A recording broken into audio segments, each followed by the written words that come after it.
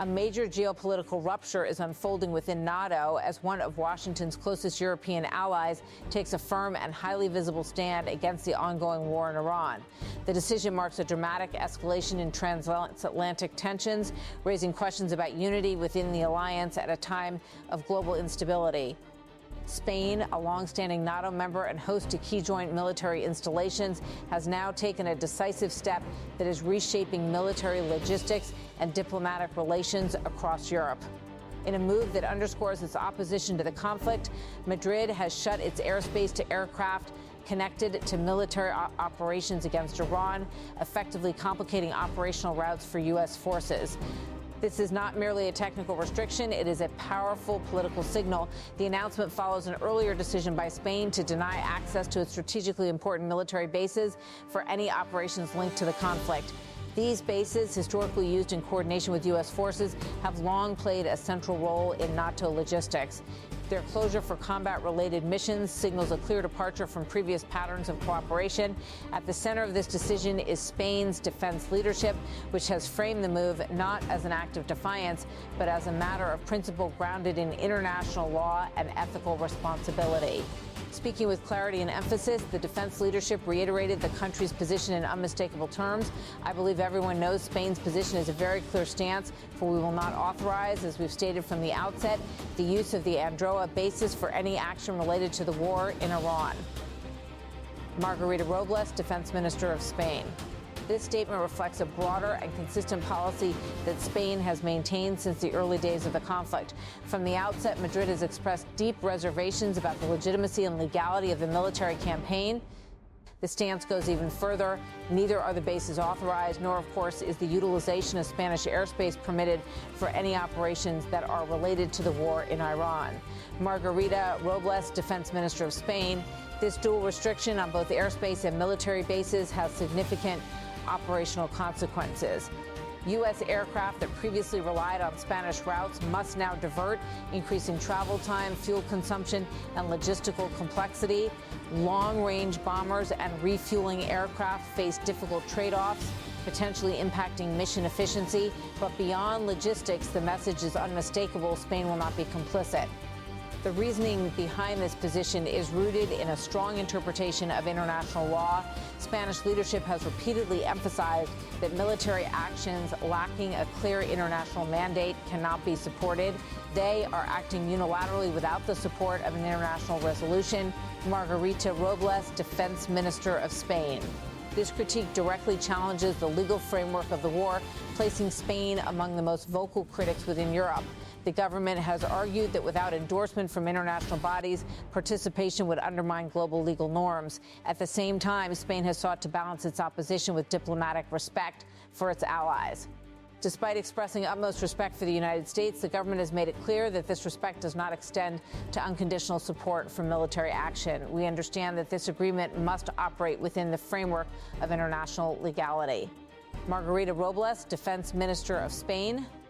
This distinction highlights the evolving nature of alliances in the modern geopolitical landscape, where shared values can sometimes clash with strategic priorities. Spain's position is also deeply tied to its broader philosophy on conflict resolution. The government has consistently advocated for diplomacy over military escalation, emphasizing that violence cannot provide sustainable solutions. We are clearly committed to diplomatic solutions. Margarita Robles, Defense Minister of Spain. This commitment extends to a humanitarian perspective as well, with Spain expressing concern for the Iranian population and emphasizing the importance of internal rather than external change. We firmly believe that the Iranian people have every right to achieve their own liberation. Margarita Robles, Defense Minister of Spain. The message is both political and moral. External military intervention is not seen as the path to meaningful transformation. This stance is further reinforced by a broader rejection of violence as a tool of policy.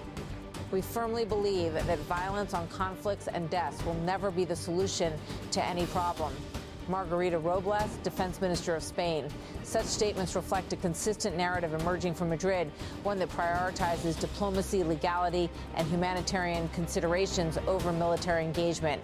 Importantly, Spain has also clarified that its military infrastructure remains operational for other purposes. The restrictions apply specifically to offensive operations linked to the Iran conflict, not to general cooperation or defensive commitments within NATO. This nuanced approach allows Spain to maintain its alliance obligations while asserting its independence on this issue. Still, the decision has not come without consequences. Across the Atlantic, the response has been swift and critical. The U.S. administration has expressed frustration with Spain's refusal to align with its strategy, viewing the move as a lack of support at a critical moment. The reaction from Washington has been particularly pointed when it comes to economic relations. Spain, I think they've been very bad. Very bad. Not good at all. We may cut off trade with Spain. Donald Trump, President of the United States. This warning signals a potential escalation beyond military disagreements, introducing economic pressure into an already tense situation. The criticism does not stop there. I don't know what Spain's doing. They've been very bad to NATO. They get protected. They don't want to pay their fair share. Donald Trump, President of the United States. These remarks reflect long-standing tensions over defense spending within NATO, now amplified by the disagreement over the Iran conflict. At the same time, the tone of the criticism reveals a complex dynamic, one that separates political leadership from public perception. The people of Spain are fantastic. The leadership, not so good. Donald Trump, President of the United States. This dual messaging underscores the delicate balance between diplomatic relations and domestic political narratives. The broader implications of this dispute extend far beyond bilateral relations. Within NATO, Spain's decision highlights a growing divide over the direction of the alliance and its role in global conflicts.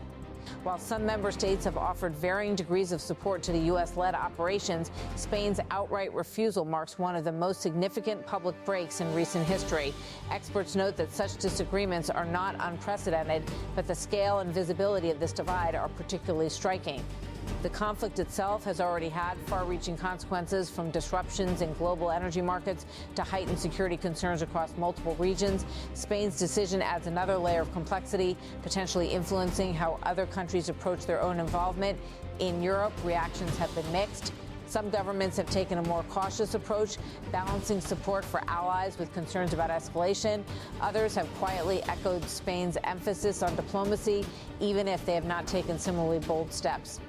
Meanwhile, the situation on the ground continues to evolve. The war, which began with coordinated strikes earlier in the year, has triggered a series of retaliatory actions and regional tensions. Countries across the Middle East are navigating a rapidly shifting landscape with implications for global security and economic stability. Against this backdrop, Spain's position stands out as both a challenge and a statement. It challenges the assumption of automatic alignment within NATO, demonstrating that member states retain the ability to pursue independent policies. At the same time, it serves as a statement about the importance of international law and the limits of military power. The decision also reflects domestic considerations. Public opinion in Spain has historically been cautious about foreign military interventions, shaped in part by past conflicts. The government's stance aligns with this sentiment, reinforcing its commitment to a policy of restraint. Looking ahead, the impact of Spain's decision remains uncertain. Will it encourage other nations to take a similar stance, or will it remain an isolated case? Will economic tensions escalate, or will diplomatic channels find a way to ease the strain? What is clear is that the situation represents a turning point. The war in Iran is not only reshaping the Middle East, it is redefining alliances, testing relationships, and forcing countries to confront difficult choices. In this evolving landscape, Spain has made its position unmistakably clear. It will not support what it sees as an unjust war. It will not compromise on its interpretation of international law, and it will not allow its territory, whether airspace or military bases, to be used for operations it fundamentally opposes. That stance, bold and unambiguous, is now reverberating far beyond its borders.